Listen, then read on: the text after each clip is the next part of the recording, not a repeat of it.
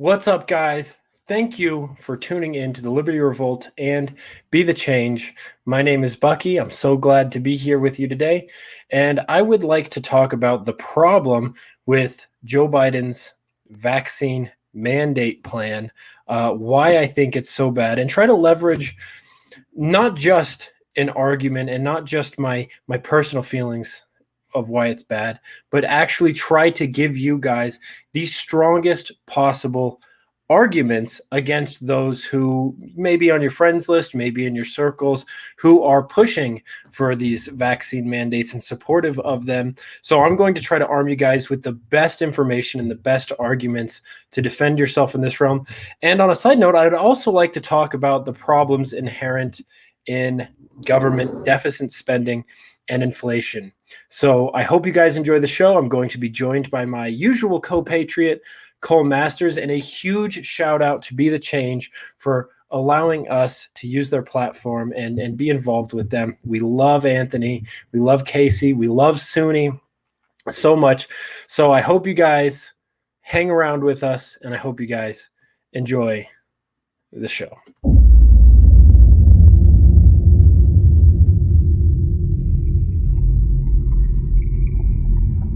LibertyRevoltMedia.com.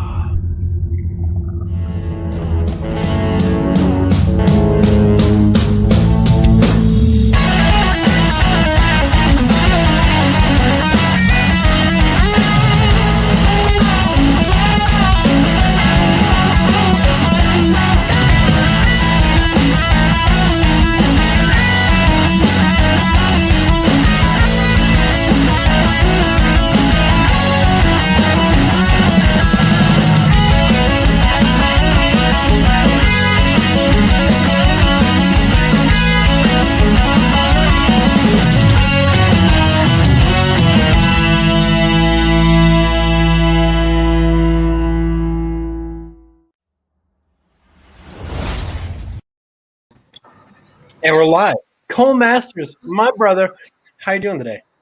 Doing great, yeah. So for those who don't know, I'm still in Shanghai, China, and actually we just missed a typhoon. There was supposed to be a giant a super typhoon that was gonna just bear down and dump like 3 feet of rain. So, I'm lucky that it missed us because you guys saw those videos from people in the subways when this flood happened in Zhengzhou. It's like bad stuff. So China has gotten really good at manipulating the weather.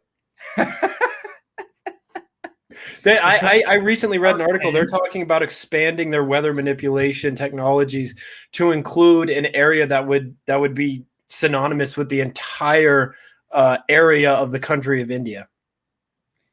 Yeah, well, you know what? Why let the weather do its own thing when you can just control it like you control literally everything else? That's the way I see it. I mean, if you're going to be authoritarian, you may as well be authoritarian with the weather. All the way. Well, all the way. Go all in.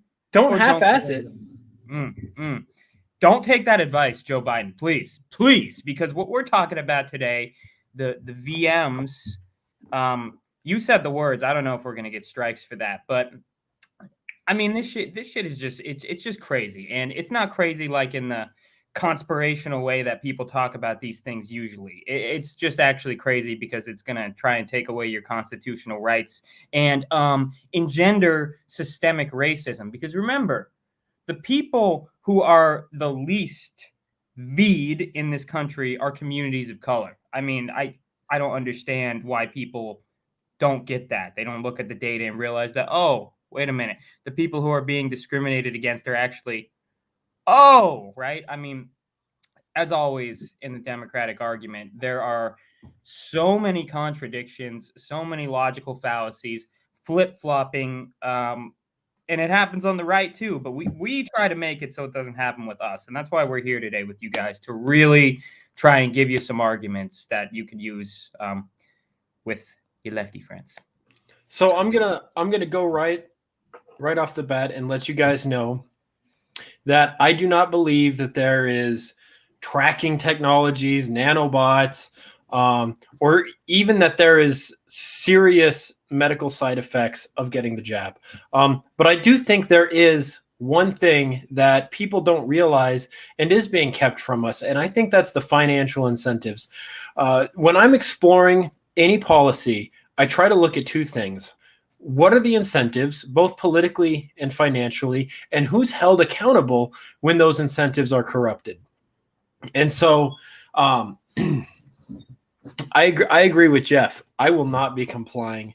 I'm going to do my absolute best not to attend any restaurant or music venue or business that is mandating the vaccines. I will be doing my best to boycott purchasing anything that is manufactured in China. And I will be doing my best to keep my money right here. I don't know if I can say the same for my good friend Cole Masters. I used to call him co-patriot. Now I call him good friend. But there is something about these mandates that is fishy, and that is the financial incentives. First, these were manufactured off taxpayers' dollars. So the pharmaceutical companies didn't really put any of their own money into this. And if they did, they were recompensated for that. But as far as the discrediting of any potential alternative therapeutic that already exists in the market, or things that are very cheap and very accessible to people,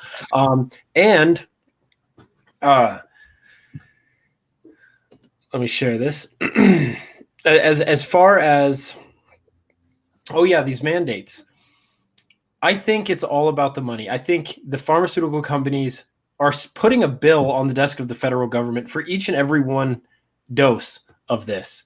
And so the more people that they can get to take it, the more money that the pharmaceutical companies get. And government and Joe Biden can come out there and say that they're free. They're not free. The government is paying for that. And the government doesn't have money. The government only gets money in one of two ways. They get money by forcefully confiscating it from their constituents, or they get money by printing it, which equally devalues the currency. And that's why these are the two things that I would like to talk about. I don't know anything about what Jeff is talking about. I'm afraid to talk about it because I am sharing Be the Change's YouTube platform, and I would hate to abuse that privilege and get them knocked off, because I have gotten knocked off the social media platforms before for getting into those issues. But I do highly recommend that you look into that. The big secrecy here is that if the pharmaceutical companies, which are by far the largest lobbyists of politicians and the media, if they can effectively discredit natural immunity, if they can effectively discredit any alternative therapeutics that exist, and if they can get politicians in the media to get the masses to go along with mandated jabs, they stand to make billions and billions of dollars. And that's what I think it all revolves around. I think it's absolutely the profit incentive. I mean, that's the only thing. That's the only legitimate big C word that I can see around these things. Because honestly, remember, guys, I took this thing, and I do encourage everyone else to get it if you haven't had the big C. No, I absolutely encourage it, because our friend here lost his sense of taste for, what was it, like 2 weeks or something like that.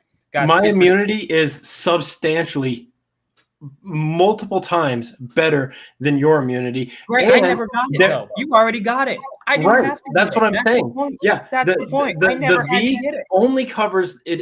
It is a artificially manufactured spike protein that attaches to cells and keeps the virus from being able to attach and infiltrate your cells. And this is the vaccine. That's what they do. That's what the mRNA. That's not what all. No, most vaccines are a weakened or even dead form of the virus that goes into your body, and so then your natural immune system fights it off. This isn't giving you natural immunity. This is giving you a spike protein that blocks the virus from connecting it. That is why the people who have taken the jab still have to wear masks, Cole, because they can still contract it and they can still spread it. The flu shot is always been 50 to 60% effective. Okay, it's always been less effective than these things. Measles is like 80% effective.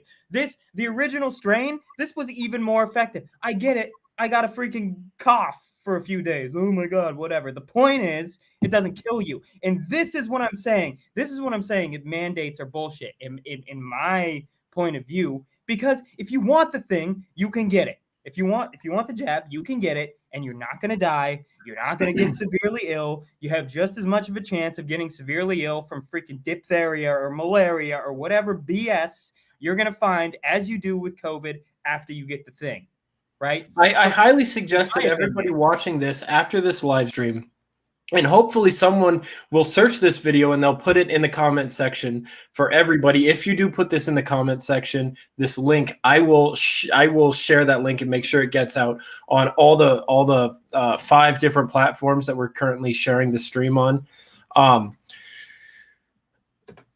Go look up Brett Weinstein talking about how implementing these what he's calling leaky vaccines, as in vaccines that don't grant full and total immunity and don't kill the virus when you come in contact with it, into an active pandemic.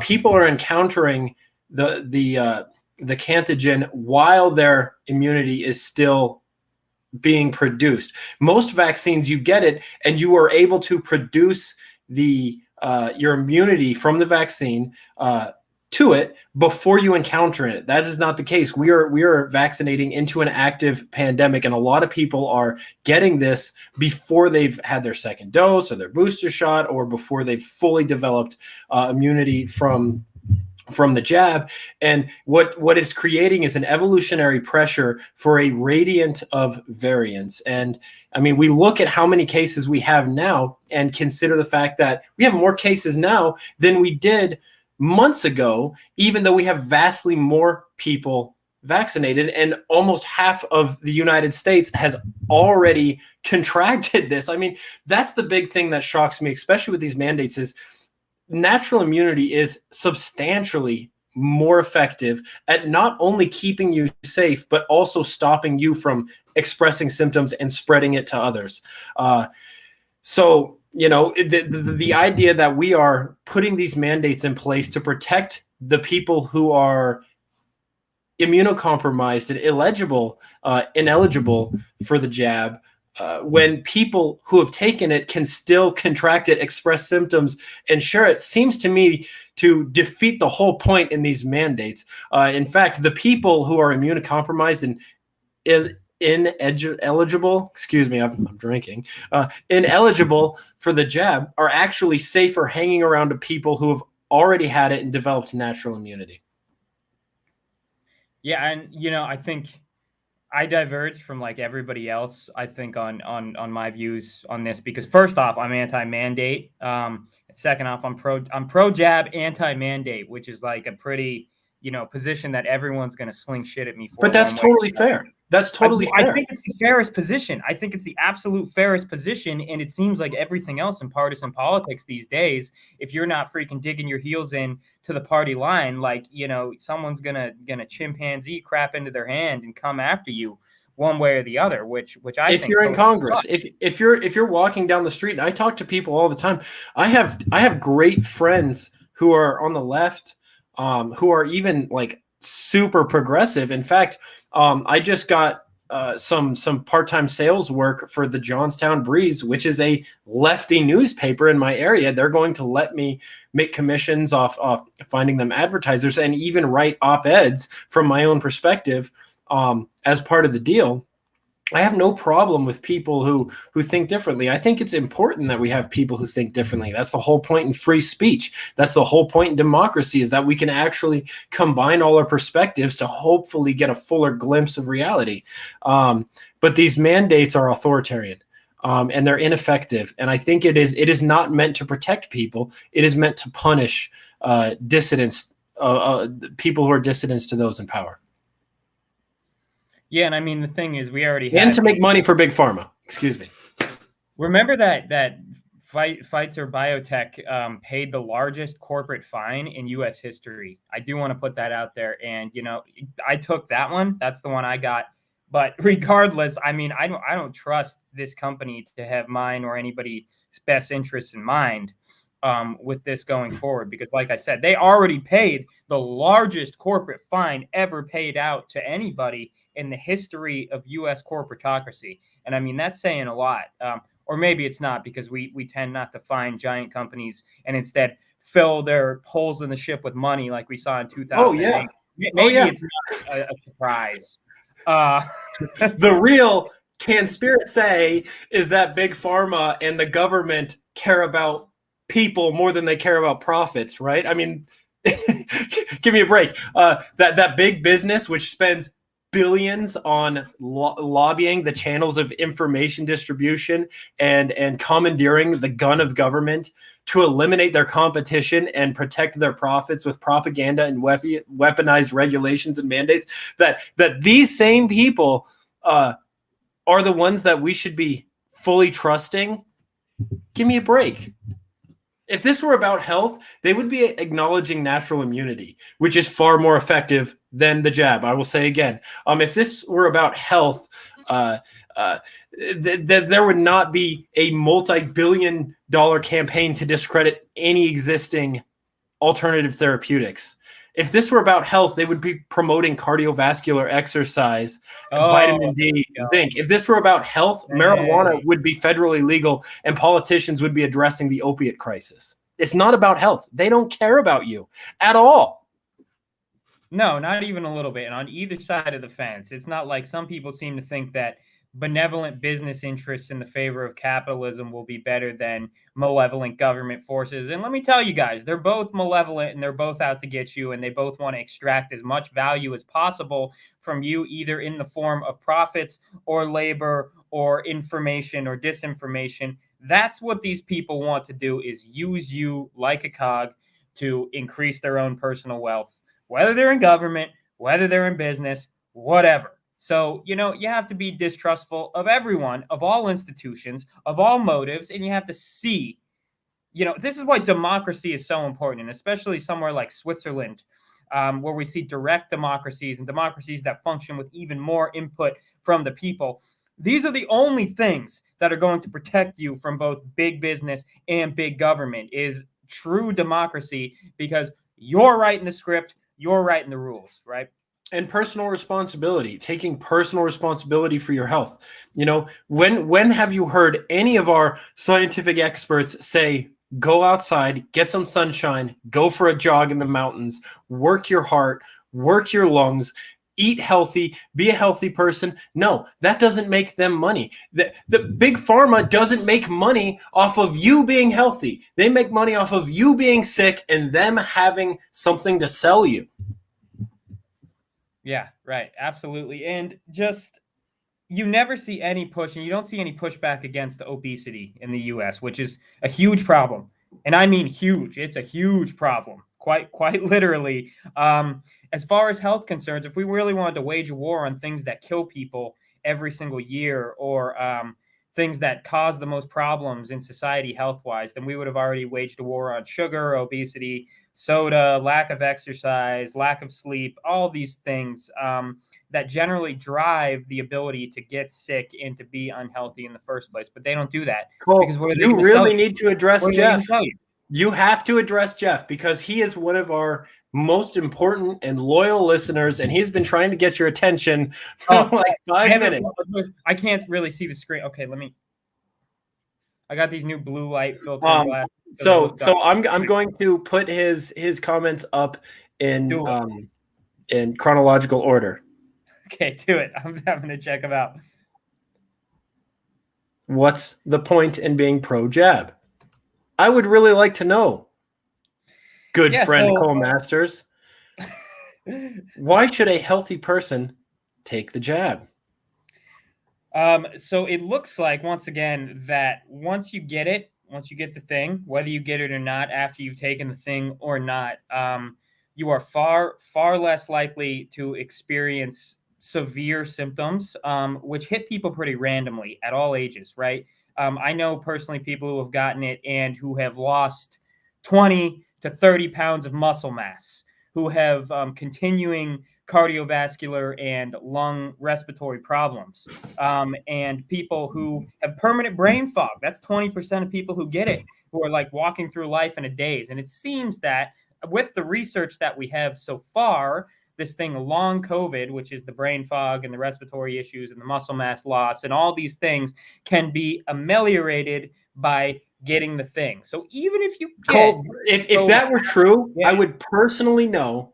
If that were true, I would personally know like at least, gosh, 5 to 10 people stuck in a brain fog, losing their muscle mass with long-term lung damage, because I have been so deep. For those who don't know, I work at a conservative, libertarian, edgy, I don't know what you'd even call it, independent, freedom-oriented radio station where literally I, who have refused to get vaccinated, have been the most pro-vaccine person in anywhere. None of these people have social distance. They've never worn a mask. They won't comply at all from the very beginning. And every day that goes on, I'm starting to respect them more for it.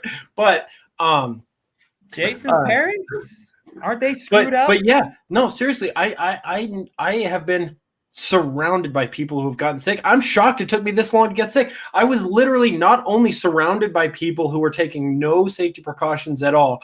I've been going door to door, business to business, talking with people, shaking hands for like a year. And I just got sick like a week ago. And I was sick, I swear, 2 days. The third day I was feeling better.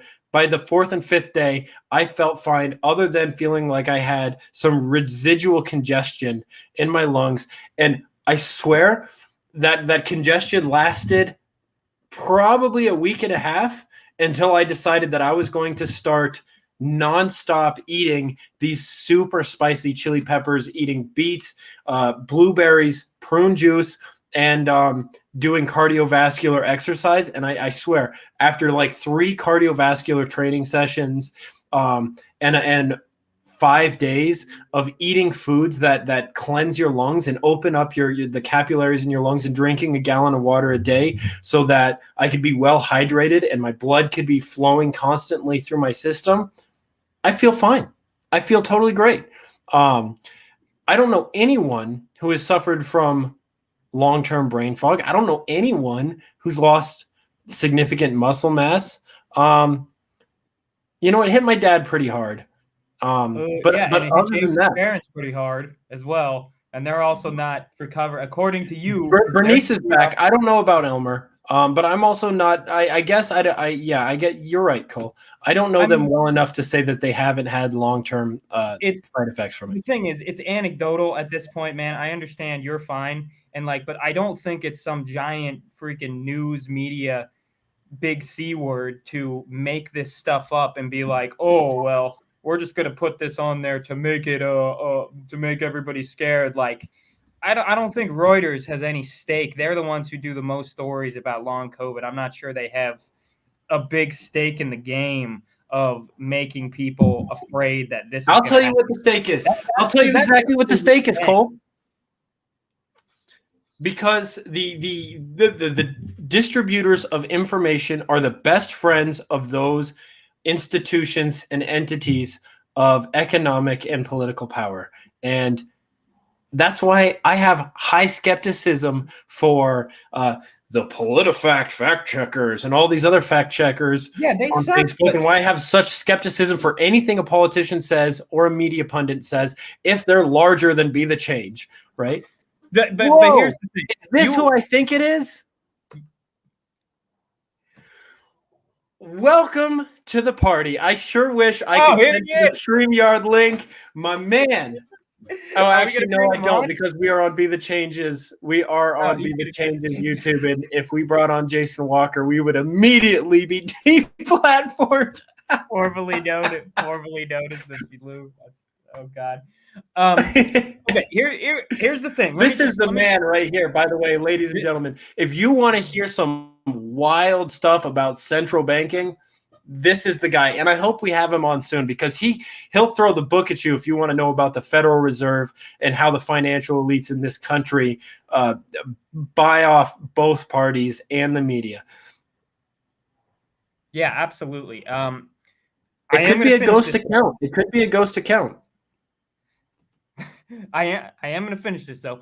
The science, literally, okay. I know people are like, "Oh, trust the science and this and that," and we're skeptical of science and whatever because a lot of it is conducted with like a sample size of 5 people or whatever. But all the studies that I've followed and read and like actually gone to and looked at the R naught data and done all this, preliminary research on have suggested that this 10% of people get screwed up, right? So for me personally, mitigating that 10% of risk down to like 0.00001% of risk is absolutely worth taking the thing, which had no side effects on me whatsoever. Like I felt bad the day after the second one for like 2 hours. And if we say we're going to distrust, all the studies and the scientific institutions, it's like a total snowball effect of I don't trust anybody. I don't trust anything except maybe Alex Jones. Well, why do you trust Alex Jones instead of everybody else? I mean, just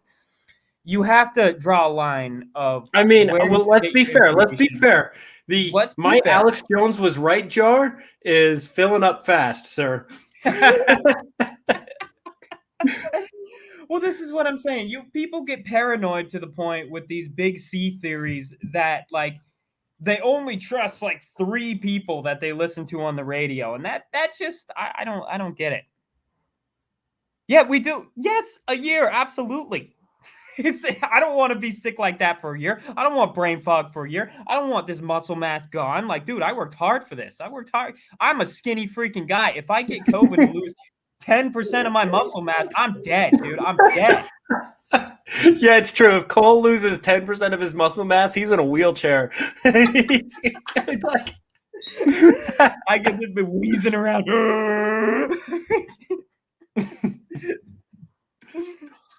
Yeah, so that's my take on it.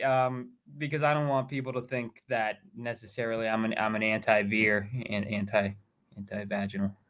and I'm not saying that you should distrust all science or that you should distrust.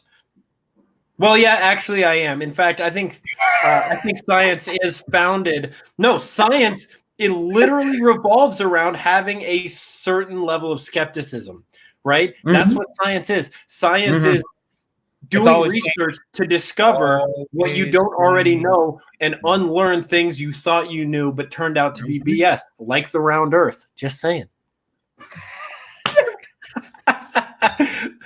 No, I don't really believe in flat Earth, but you know who really does? Jizzer Jason.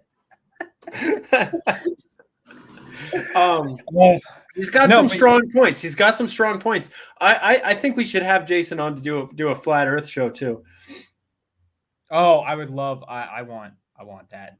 Dude, that I don't know if I told you, but 1360 has been 4 days a week plus Friday night movie nights been on a flat Earth kick, and for a while, and we've got at least another week to go.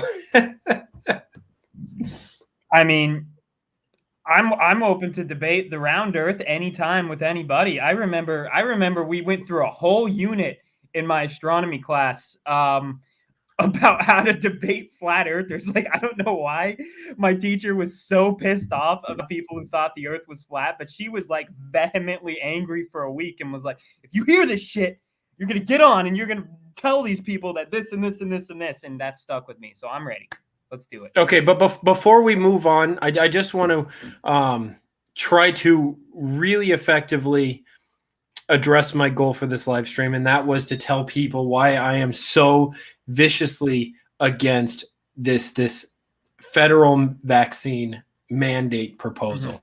And I'm just going to say, if you believe that human liberties and access to basic aspects of society and the economy should be contingent on the consumption of a product from a massive pharmaceutical company that spends billions of dollars lobbying government and media, the same industry that corrupts almost every single aspect of our laws, our regulations, our healthcare system, and our media, who made this product off of taxpayer money that is shielded from liability from the consumers of this product that pays off the so-called experts, the politicians and media pundits to discredit any viable alternatives, forcefully enforced by government mandate, then you are the fascist. And I mean forcefully, because every mandate, every law, every regulation at the end of the day is backed by the threat of violence. If there wasn't state-sponsored violence on the other end of that law,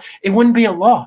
It would be a suggestion. Because what is the government fundamentally? The government is that entity which tries to maintain a monopoly on the use of force and violence within a given territory. Because as soon as it loses that monopoly, it ceases to be a government, because it can no longer enforce its code of ethics, its laws and regulations. And it ceases to be able to enforce its only stream of revenue, which is taxation, which is not you going out there and engaging in the production and exchange process voluntarily with others. That's the political means to wealth, through one-sided confiscation, through pointing a gun at someone and saying, you're going to give me this much of your money for the common good, for the roads and for whatever else. It doesn't matter what it's for. They always pay themselves off the top with it, and they always take it with the threat of jailhouse and bayonet behind it, period. Yeah, and remember that even every freaking communist government that has ever come in and taken taxes from people, they also just pay themselves off the top. I mean, whether this government of this place that I'm in right now, whether it's Cuba, whether it was the Soviet Union, it's always, we're going to take this stuff and redistribute it. And then it's like, to the people that we like and not you. And then there's a famine and 40 million people starve again and again and again and again. So, I mean, if they're going to do that in the supposedly communist country, what do you think they're going to do with your money? Oh, I know exactly what they're going to do with it. And this is why I wanted to talk about, this is a part of the reason I wanted to talk about money, because all of these policies come down to money, whether it's the mandates, whether it's the silencing of alternatives, whether it's the discrediting of alternatives, or whatever the policy is, social justice even. It all revolves around how are the people with money funding the propaganda effort to make you believe that giving them more money, or not even make you believe that giving them more money is the right thing to do, but that forcing you to give them money by either taking it through the force of government or by destroying their competition. This is why I wanted to talk about it. Before we move on to money, I just wanted to say one more thing. When you get into arguments with people about when you get into arguments with people about these mandates, they're immediately going to say that people should have that we should be implementing these mandates because we need to protect those who are immunocompromised and ineligible for the vaccine. I already pointed out earlier that the people who have taken the jab can still contract it and spread it. So you're really not protecting the immunocompromised with vaccine mandates, right? But beyond that, the people who are both immunocompromised and ineligible for the vaccine is such a hyper minority of the population. I mean, we're talking about like a fraction of a percent. And, thank God for capitalism. We live in a world where delivery services, the ability to work from home, and other accommodations for people like that are prevalent like they've never, ever been in history.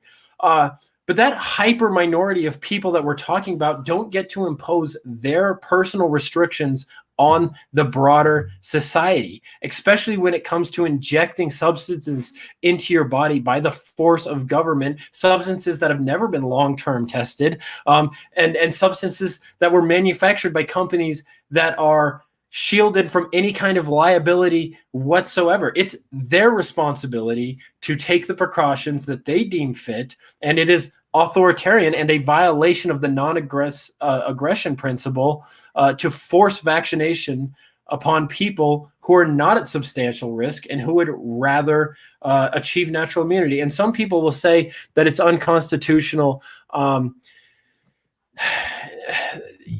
that's a tougher argument to make, and I don't think that's the argument that's going to get us the results we want out there, because there are vaccine mandates that have been successful in the past, which has set the legal precedent to be done today. I'm not saying it's right, but George Washington battled with smallpox, and he made sure that all the soldiers in his regiment had to be inoculated in order to continue the war effort. But there's a difference, right? How many soldiers are struggling with this? And I agree with this guy right here, by the way. Sounds like propaganda to me. There's a difference. We are not facing smallpox. The fact that I can get it, that's so many, I don't know. I don't personally know anyone who has died. I personally know probably, gosh, a lot of people who've gotten it. Almost everyone I know has gotten it. Even friends of mine who have gotten the jab have gotten it. And I know people who have gotten it and then went out and got the jab, which really doesn't make sense to me. But there's a difference. We are not facing smallpox. We're facing something that only a small subset of the population is vulnerable to. And at this point, over 50% of the population has already achieved natural immunity, and 75% of the population has gotten the vaccine. So at this point, we are well beyond mandating anything, and we should have never mandated anything, because if you are at risk for something that only puts a very small minority of people at serious risk, you're not doing it because you care about people. You're doing it because you're an authoritarian. And this is what I think the problem with the left is. The left believes in their vision, and they take it seriously. They take their utopian vision of society more seriously than they take your rights. That's why they're willing to overstep all of your rights to bring their vision into material. 100%. And this is the scariest thing, is that when people beg to have their rights flatlined because they're scared. And I'm sorry, it's because you're a sissy. Okay? That's what it is. If you are so afraid of you already have the thing and you're still afraid of walking into a restaurant with unmasked or unvaccinated people, then dude, you are like the thinnest level of the herd already. And if you were a water buffalo, you'd have been eaten by a lion.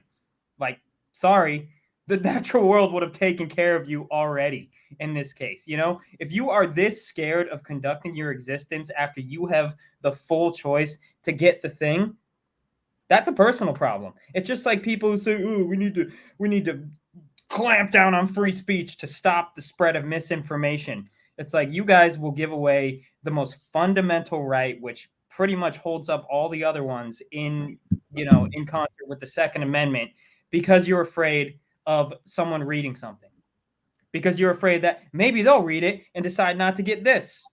Then you are absolutely a sissy. It's simple.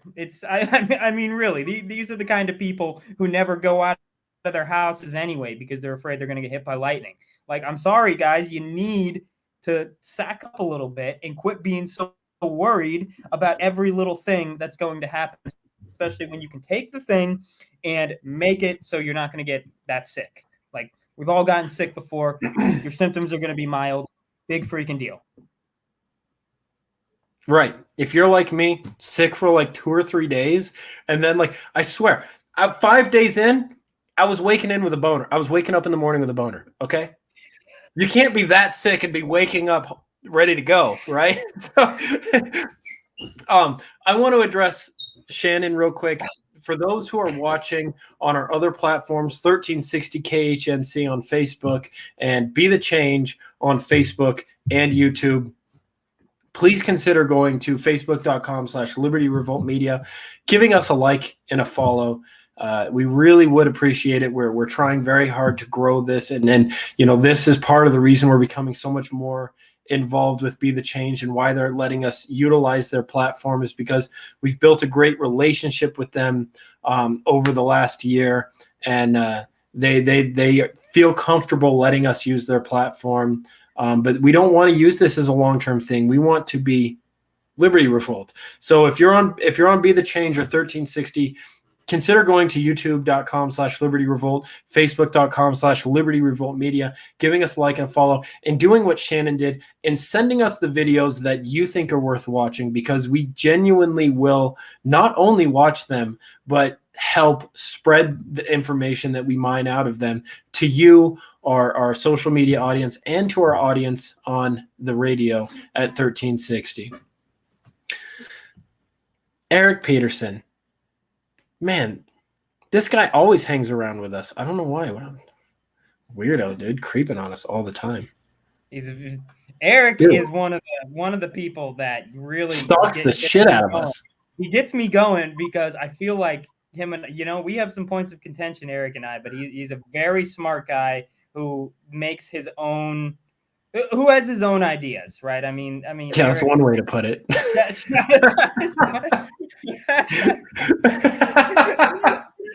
Oh my goodness. This is how you know you're our friend, right? Don't listen to this guy. Don't listen to this guy. Lies and propaganda, okay? Lies and propaganda, mass delusion. Yeah, and but so guys, we appreciate let's get into one more thing I want to say before we get off the jabs. Isn't it interesting that they strategically ended the unemployment benefits before they implemented their all companies with 100+ employees must now impose vaccine mandates and testing, or get fined $14,000 per employee? 100%, dude. This is another big capital conspiracy right here. Like, a left-winger should be lapping this up, man. They should be lapping up this argument, because what's happening now are businesses are lobbying the government and saying, we need people to come to work. We need them to come to work, right? Like, that's what it is. They want people to come back no matter what. And if they have to mandate everyone, if they have to use the gun of the federal government to get you back to work for whatever your shitty job is, they will do it. They will 100%. But this seems totally counter to that. This seems totally counter to that, right?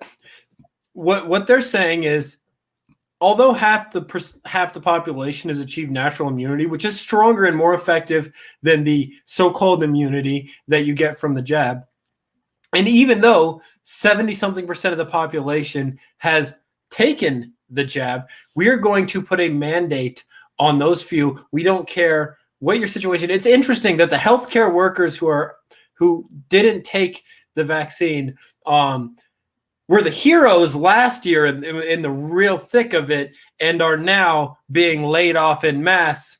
It's ridiculous, and I think this is just one more way to force fake wages, fake rising wages on people, right? You saw all these left-wing memes coming out when the unemployment benefits were high that said, well, we weren't going to go to work because they won't pay enough. And if businesses want us to come back to work, they better start paying us a livable wage. Well, let me tell you something about inflation, guys. The left determined that what they could do is they could leverage welfare benefits to force people to pay more, even if it would then be meaningless, because the money that they printed to support this new welfare policy completely devalues the wage. It completely devalues it. This is what they don't tell you about inflation, guys. When they print money, it's not just like, wow, there's more money in the economy, now we can just go buy more. No. Inflation is a quiet but effective way for the government to transfer resources from the people to itself and the bankers and those closest to the money printers without raising taxes, right? A $100 bill would buy less in 1998 than a $20 bill would have bought in the 1960s. This means that anyone who kept his money in a safe over those years would have lost 80% of its purchasing value, because no safe can keep your money protected from politicians and bankers who can just print money. And what happens when they print money? What happens when they print money? Well, it's interesting, because welfare is the oldest con game in the book, right? First, you devalue people's money, or you take it away from them quietly, and then you give it back to them flamboyantly. And this is what the stimulus checks were,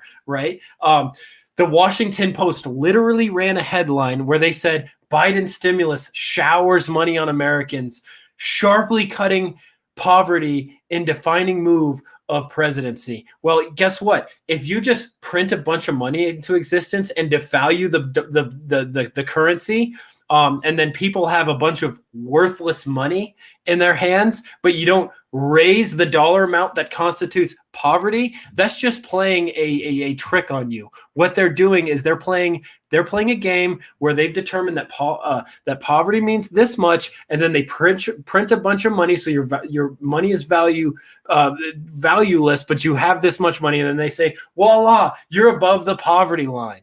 Right? It doesn't mean anything. And this is exactly what they do when they engage in deficit spending, when they make the money printers go. Brrr. What they're doing is they're very quietly raising prices. They're very quietly diminishing your savings account. They're diminishing the value of wages. They transfer wealth from the masses to those with hard assets and the politicians and bankers who are closest to the printing press, and they give it out to their friends and their voting constituents right off the bat so they can ensure their next election. And they're very loud about this, and they're very loud about these short-term payoffs, but it's meaningless to you. It doesn't help you because it equally devalues the currency. It impoverishes you. And here's the thing. 80% of the stock market is owned by the ultra rich. So the stock market continually goes up in price and in value over the long term in concert with inflation because rich people put their money in the stock market. So their money is inflating in value at the same or sometimes an even higher rate than inflation. Whereas people who don't invest in the stock market, which is most people with a working class wage, see nothing but their money stagnating in a savings account. This is also how billionaires do it too. They pay less taxes than you because they never sell their stocks. And instead they take giant loans from the banks who are getting money printed by the Federal Reserve and leverage their stock assets against those loans. So, right. So massive companies like Amazon are able to get incredibly wealthy while simultaneously staying deep in debt and therefore getting around taxes.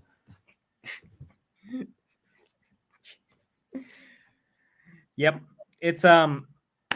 It is absolutely a Ponzi scheme at this point, inflation. And remember that modern monetary theory, this is what they're trying to use to justify this, basically says that, well, we're printing money and so is everybody else, so it's not going to be a problem. Perhaps we can just run the printers forever and everything will be fine and we would just get richer and richer. And a lot of economists are actually buying into this modern monetary theory. And the general premise, just to put it in very simple terms here, the premise of modern monetary theory is that it doesn't matter how much money you put out there in the economy that you just print into existence. It doesn't matter what your deficit spending is, because through high levels of taxation, you can create an artificial demand for that money, and you can fight inflation by burning the money once you've received it back and through via taxation. So their whole premise is that we can pay for anything because we'll spend the money out into the economy after we print it, and then we'll tax for that for 99% of that amount. We'll get it back into our hands, and then we'll burn it. Here's the problem. They never burn it. Everybody talks about how dangerous inflation is. Nobody wants to be the one that burns their money, right? Yeah, you can bet your life that these freaking bills are going somewhere. You ever seen a video of like the Federal Reserve money and just has anyone ever audited the Federal Reserve successfully? Has anyone ever actually been inside and seen what they're doing with the cash once they get it back in their hands? Like, you think these people aren't just burying it Pablo Escobar style? Because that's what I'd be doing. I think that's what anybody would be doing. Like, yeah, I got rid of it. I burned the money, right? And then you go into a warehouse or a couple barrels under the ground or something. It's ridiculous. But the point is that inflation hits the little guy. Inflation hits people who don't have billions and millions of dollars to invest into the stock market and then take leverage loans from the bank to fund their fancy yachts and everything else, right? Right. I mean, your money will go down in value. And chances are, maybe your wages will rise with it. But here's the thing. If you just go to $15 an hour from $9 an hour, what about all the people who are already making $15 an hour? Are they just going to stay there? Because now their wages are stagnant. So they're pissed. So they have to go to $18 an hour. Okay, what about the people who are making $18 an hour? Well, now they're pissed because their wages are also stagnant. So they want to go to $22 an hour ad infinitum until, once again, the currency has been devalued and everything costs more and you're still at the same place. And this is where the minimum wage argument really does have to go through some scrutiny. Is you have to ask yourself, if you're going from 9 to 15, what do you think the guy at 15 wants? And what do you think is going to happen when everybody gets a pay raise? Do you think prices are going to stay the same? Right. And here's the problem with direct payments from the government. Here's my problem with UBI and stimulus checks and things like that. You start putting these into existence, and the economy is going to adjust to that, right? Landlords are going to start charging more for rent. If they know you're getting $1,000 check every month, what's going to happen to the price of your rent? It's going to go up, right? And everything else follows that same law. I mean, the public ignorance and the political incentives are what makes the inflation scam so dangerous and effective, right? Everybody wants more welfare for themselves. Everybody wants easier access to money, and politicians get tremendous traction by promising these things. And then politicians can get into office by promising these things. Then they can deliver on these promises without any of the negative personal political ramifications of direct and preemptive taxation. Inflation is an indirect tax, as in when they inflate money, they are devaluing the money you already have, and they're making prices go up. So now all of a sudden it costs more to do everything in your life that you need to do. We're all seeing this with gas. We're all seeing this with so many other things. Right now, if you have a car, chances are that right now you could sell it for scrap and get more money than you could sell it to someone else to drive, right? The politicians get tremendous amounts of personal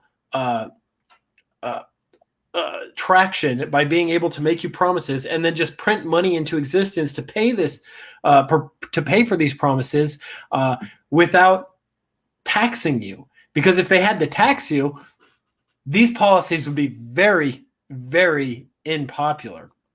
The government does this by selling treasury bonds, which are essentially IOUs, to a central bank at interest, by the way, and then the bank creates the money out of nothing. This increases the money supply and results in inflation, which equally devalues the value of the money. And then the politicians, because the inflation takes a year or two to kick in, so those closest to the printing press get the benefits first, and they get to utilize this new money for the purchasing power today. And by the time it gets to the little person, the money has lost its value. If it does get to the little person, and this is why we need to look at 2008 when they, quantitative easing, which is just the printing of money. It's a fancy word to say, print or go burr.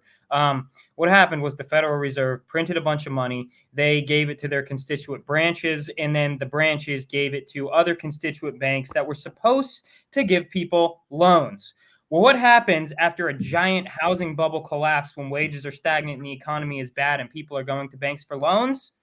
Yeah, the banks deny them loans. So instead of this money actually going out into the economy and actually people getting loans and houses and being able to start up, the banks just hung on to these cash reserves. So you basically had a situation where the currency was inflated, and the only people with the extra money to pay for it were the people who caused the crisis to begin with, as in the bankers.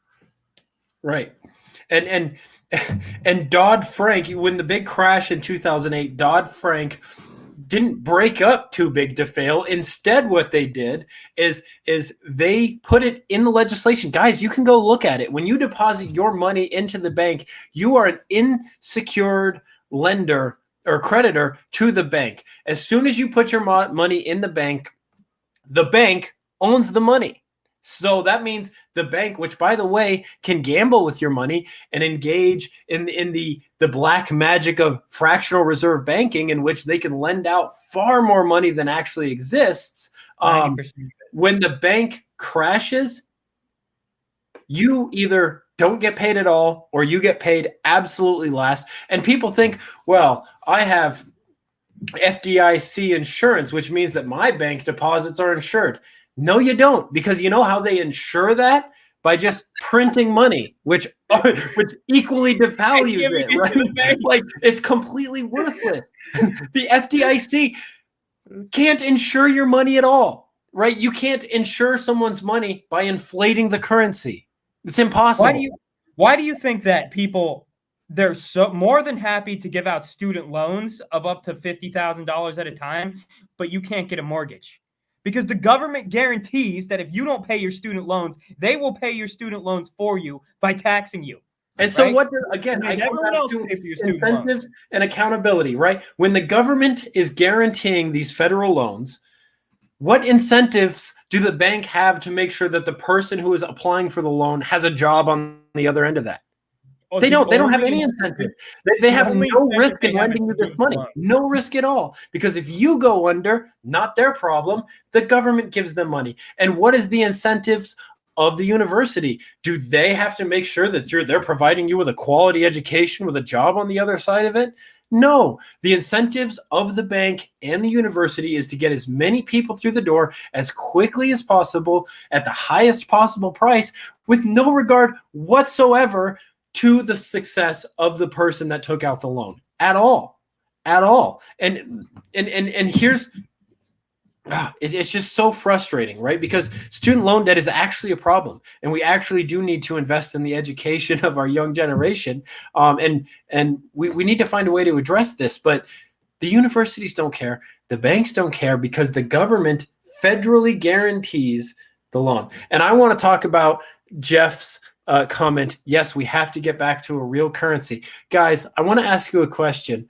This is a great question for Jason Walker. What happened in 1971? What happened? What happened in 1913? What happened in 1971? What's happening today?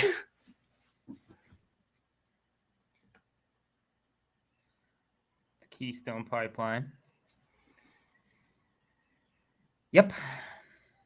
Absolutely, Eric. Well, 1971, Dylan, why don't you tell us? Why don't you? In 1971, Richard Nixon said that he was temporarily taking us off the gold standard, because so long as the currency was pinned to gold, which, by the way, they were lying about the gold that they actually had in reserves. First and foremost, that's what kind of caused this big problem in the first place, because we were giving this money to all these other countries and we were guaranteeing that that money had gold behind it. And then when other countries started saying, you know, we're starting to have skepticism that there's actually gold on the other end of this dollar, we would like to redeem our dollars for gold, Nixon went, whoa, we're not going to do that, and eradicated the gold standard, which means there was no physical commodity behind the gold. You know what? And I think this is all one particular person's fault, and I don't want to say it. But I think one person is responsible for everything that happened in 1971. And shame on them, truly. Shame on them. Who is it? Jason? No, God, put your glasses on. Get LASIK eye surgery. I can't do it. Look at it. By the way, you know why LASIK eye surgery is so cheap? Because because it's totally free market. It's not covered, or something like that. I don't know. I might be wrong. They pretty much drag a razor blade across your eyeball, so I'm good on the LASIK eye surgery. Damn it, Tracy. Here we go. Yeah, thanks a lot, Tracy. Oh, and Woodrow Wilson. I'm going to blame him as well. Woodrow Wilson did set the stage for this newfangled welfare spending. And by the way, I want to talk about how corrupt welfare spending is. I'm going to see if I can pull up a quote by Thomas Sowell here that I recently saw. Cole, why don't you talk about money real quick while I find this quote by Thomas Sowell.